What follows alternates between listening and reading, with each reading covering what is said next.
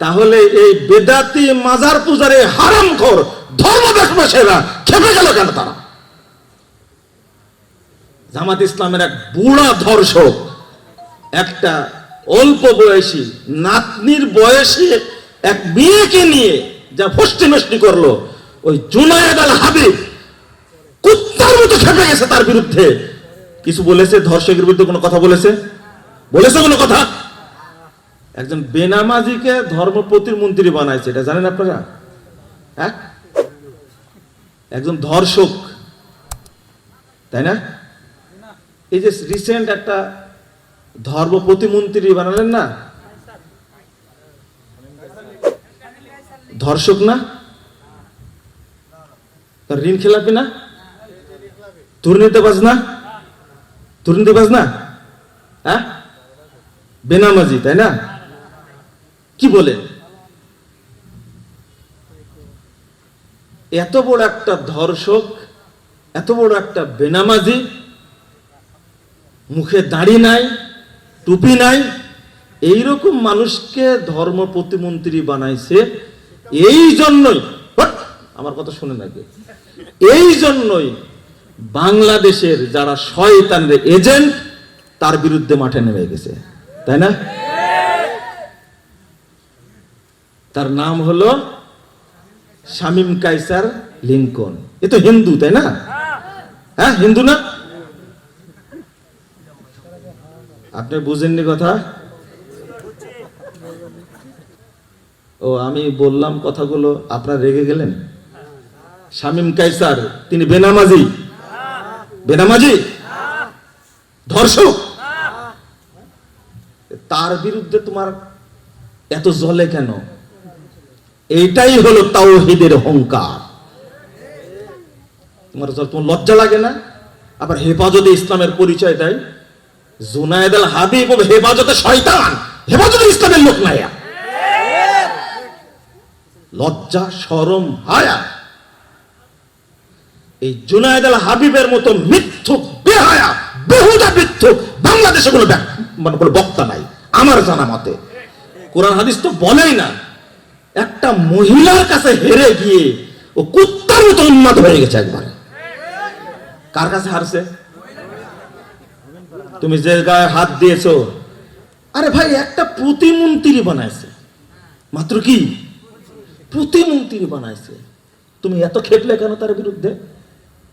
তোমাদের কত মন্ত্রী, এমপি, চাটুকার, আমলা, আরো কি দালাল, চামচা, কত কি আছে, আমরা কোথাও কোনো কথা বলেছি? আর শামীম কায়সার লিংকন, তিনি কি আহলে হাদিসদের আল্লামা? হ্যাঁ, তিনি আহলে হাদিসদের কোন নেতা, আমির? ওই জন্যই মুরব্বীরা বলে একজন সাধারণ আহলে হাদিস কোটি কোটি বেদাতির চেয়ে আল্লাহর কাছে অনেক উত্তম। ওরা প্রমাণ করে দেয়নি? প্রমাণ করে দেয়নি? প্রমাণ হয়ে গেছে, এটাই প্রমাণ। আমি বলি যে আপনি শুধু বলবেন আল্লাহুম্মা কফিনি বিমা শিত। ওই যে আসহাবুল উখদুদের ঘটনা মনে আছে আপনাদের? মনে আছে না? রাজা হত্যার হুমকি দিল, চেষ্টা করলো, পারছে? প্রতিবার বলেছে ছোট্ট বাচ্চা গোলাম একজনের কাছে সারা দেশের মানুষ, বাদশা পর্যন্ত চিন্তিত, শুধু একটা দোয়াই তার কাজে লাগছে, আল্লাহুম্মা কফিনি বিমা শিত। এতটুকুই আহলে হাদিসদের জন্য যথেষ্ট। বলেন আলহামদুলিল্লাহ। আমি আশ্চর্য হই ভাই, আহলে হাদিসকে কত ভয় করে রে ভাই। গোটা দেশ যেন কাঁপছে একজনের ভয়ে, কিনাই করে ফেলবে, হয়তো বা ব্যবসা বন্ধ করে দিবে, মাজার পূজা বন্ধ করে দিবে, কবর পূজা বন্ধ করবে, আমরা ধর্ম ব্যবসা করে খাই, যদি বন্ধ হয়ে যায়। একবার পিস টিভি বন্ধ করেছে, এবার শামীম কায়সার লিংকন যদি বন্ধ করে দেয়, এক জায়গায় সুইচ অফ করে দিলে তো গোটা দেশ বন্ধ হয়ে যাবে খাওয়া দাওয়া। চিন্তার কোনো কারণ নাই। এই দেশে ভবিষ্যতে ধর্ম ব্যবসা চলবে না ইনশাআল্লাহ। অনেক জায়গায় লাল বাতি জ্বলেছে, আগামীতেও বাকিগুলো জ্বলবে ইনশাল্লাহ, এটা যেন মনে থাকে। আরে ভাই, দেওবন্দি মানহাজের লোকদেরকে আমরা একটু হলেও কি করি, সম্মান করি। হ্যাঁ, বাস্তবিক। কারণ তারা এইবারে উন্মত্ত উলঙ্গ মাজার পূজারি না, কবর পূজারি না। কিন্তু আজকে দেওবন্দি পরিচয় দিয়ে আর একজন আছে, নামটা কি ভুলে যাচ্ছে, ওই যে বিফাকের মুফতি একটা, এতটাই আহলে হাদিস বিদ্বেষী, এতটাই আহলে হাদিস বিদ্বেষী। আহমদ ইবনে সিনান বিখ্যাত ইমাম, তিনি বলে গেছেন, লাইসা ফিদ দুনিয়া মুবতাদি ইল্লা ওয়া হুয়া ইউবগিজু আহলাল হাদিস।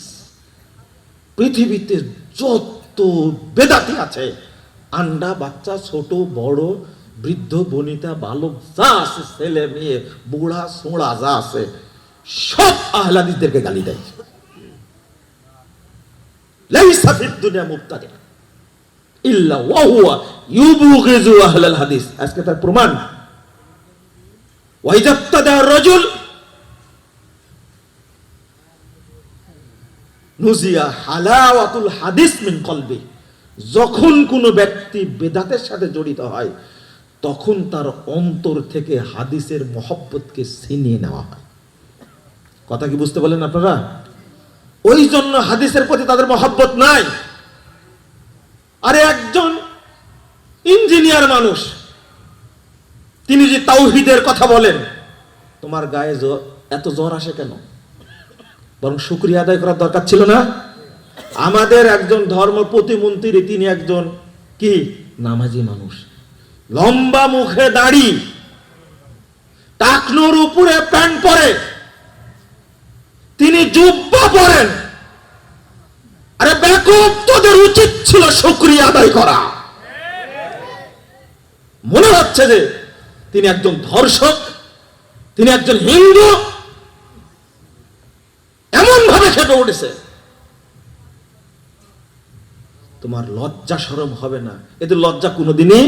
এই জন্য ইমাম আহমদ বিন হাম্বল রাহিমাহুল্লাহ কত যুগ আগে বলে গেছেন, আসহাবু বিদআহ ওয়াহুম জাহালাতুন যুল্লালুন তুল্লাবু দুনিয়া বিল কিযবি ওয়াল বুহতান ওয়াহুম আদাউল্লাহ। আপনি কি বলবেন? সে বেদাতিরা হলো মূর্খ, পথভ্রষ্ট, ওরা মিথ্যাচার করে, অপবাদ দিয়ে তারা ব্যবসা করে, দিনের ব্যবসা করে, বলে নাউজুবিল্লাহ, ধর্ম ব্যবসা করে তারা। তুল্লাবুদ দুনিয়া, কত, আরে 241 হিজরিতে মারা গেছেন ইমাম আহমদ বিন হাম্বল রাহিমাহুল্লাহ, সেই যুগে বলছেন ওয়াহুম আদাউল্লাহ, এরা হলো আল্লাহর শত্রু। আরেকটা কথা বলছেন, আসহাবুর রায় ওহুম ফাইন্নাহুম ইউসাম্মুনা আসহাবাস সুন্নাহ নাবিতাতান ওয়া হাসবিয়া। এরা বিদ্বেষপরায়ণ হয়ে ধৃষ্টতা প্রদর্শন করে, এই বেদাতিরা নিজেদের নাম রাখছে আহলুস সুন্নাহ। রাখেনি? সুন্নাতের ধার ধারে না, নাম রাখছে কি আহলুস সুন্নাহ। কত যুগ আগে বলেছেন, কত যুগ আগে বলেছেন। ইমাম ফুজাইল ইবনে ইয়াজ রাহিমাহুল্লাহ, তিনি বলছেন, মান আহাব্বা সাহিবা বিদআহ ফাকাদ আহবাতাল্লাহু আমালা। যে বেদাতিকে ভালোবাসে, আল্লাহ তার আমলকে নষ্ট করে দেন। ওয়া আখরাজা নূরাল ইসলাম মিন কলবি, ইসলামের নূর তার অন্তর থেকে আল্লাহ বের করে দেন। নাউজুবিল্লাহ। খুব সাবধান। আপনারা তো বেদাতি এজেন্টদের, ইবলিসের এজেন্টদের ব্যাপারে খুব কি মহব্বত পরায়ণ, তাই না? আমরা মুআমালাতের ক্ষেত্রে আমরা অনেক স্বাভাবিক থাকি, কিন্তু দিনের ক্ষেত্রে বেদাতির সাথে কোনো সম্পর্ক নাই, থাকতে পারে না। দেখেন না তার প্রমাণ। বলেন তো, সংসদে আহলে হাদিস এমপি নাই? অন্তত 23 জন এমপি আছে। কয়জন? অনেকে চিনে না, কিন্তু আমাদের কাছে ডাটা আছে তো। স্বয়ং প্রধানমন্ত্রী কোথাকার মানুষ? আপনাদের এলাকা, গাবতলির বাগবাড়ির না? ওই এলাকাটাকে আহলাদিস এলাকা না? শোনেন, পুরো আহলাদিস এলাকা। তো আমরা তো কখনো দাবি তুলিনি আমাদের একটা মন্ত্রী দেওয়া হোক। দাবি তুলেছি? হেফাজতে ইসলামের মন্ত্রী কয়টা আছে?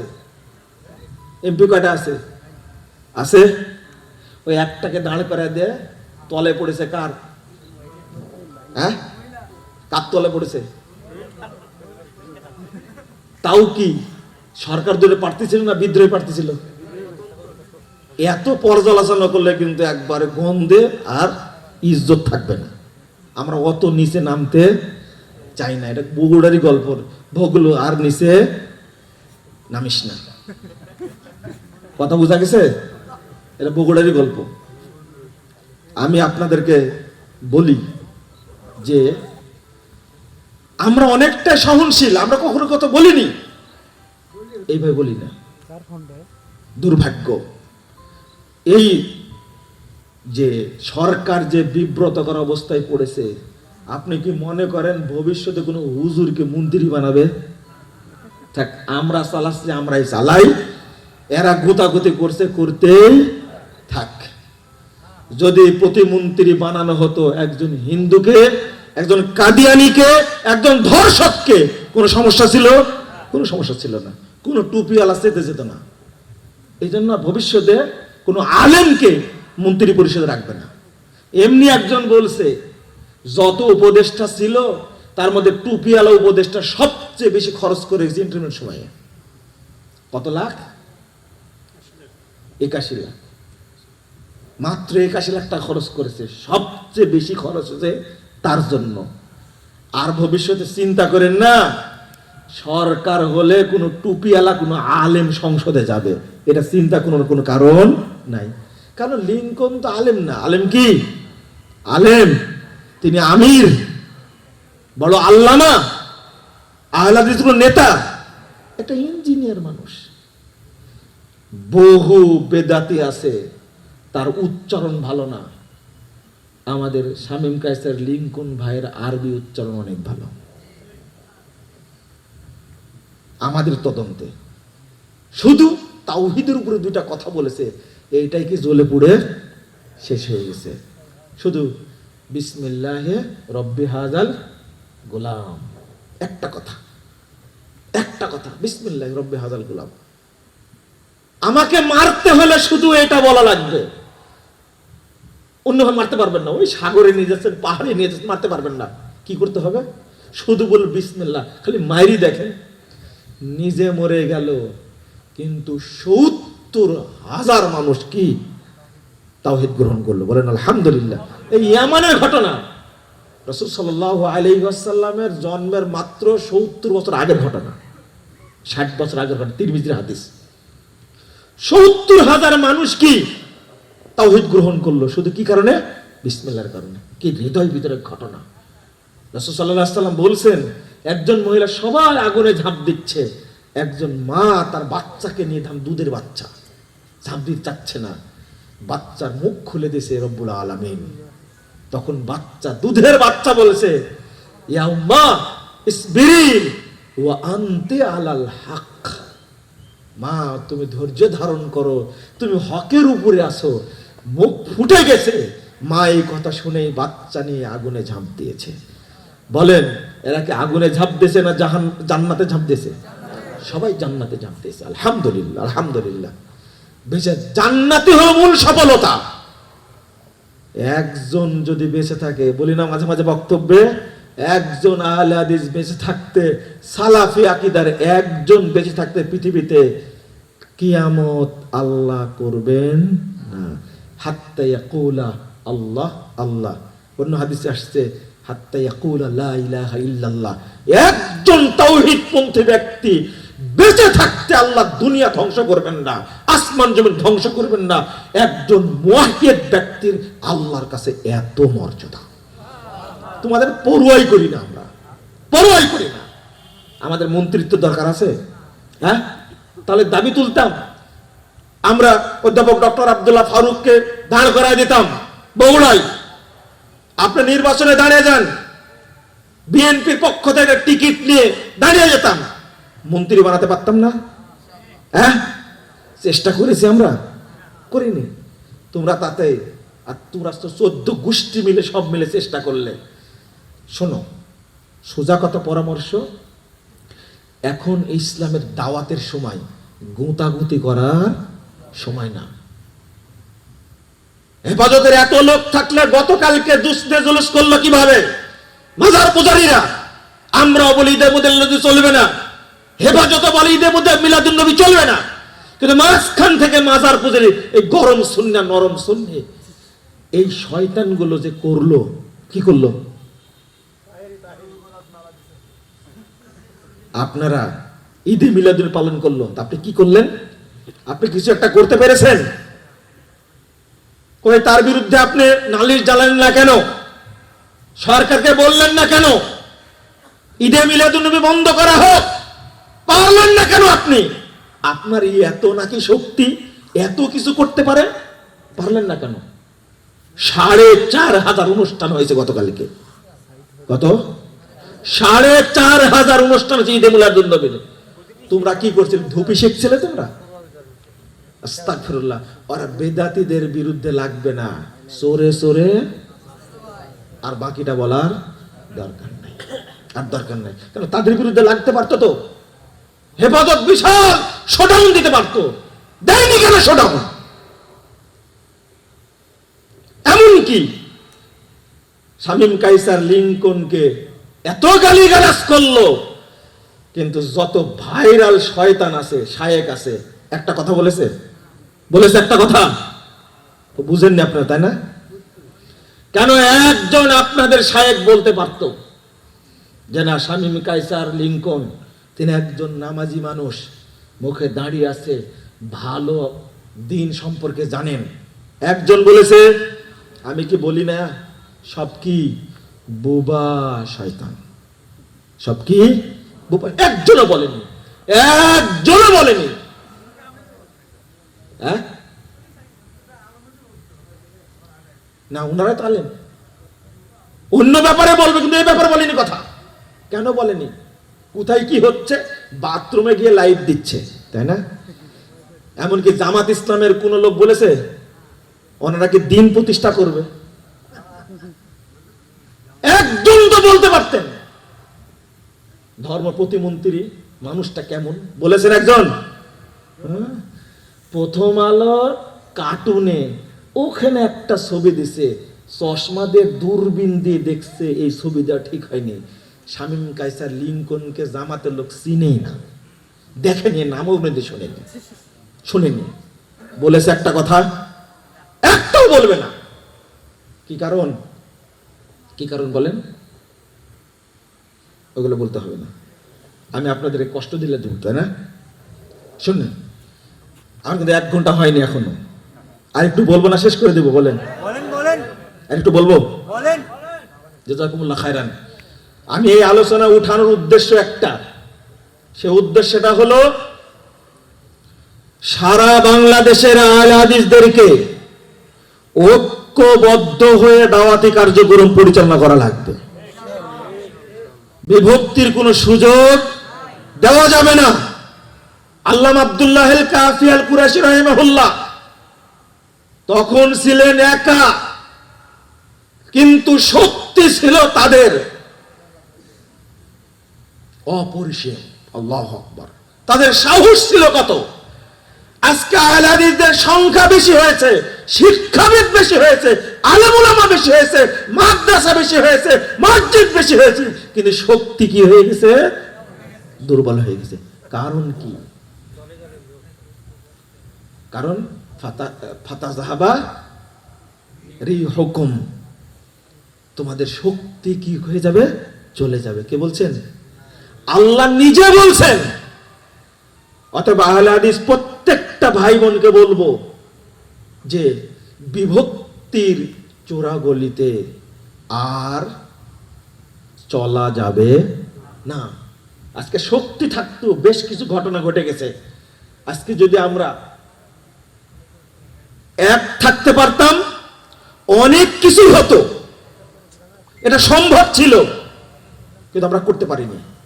আমি শুধু কয়েকটা কথা বলবো এই ক্ষেত্রে, বলে শেষ করব।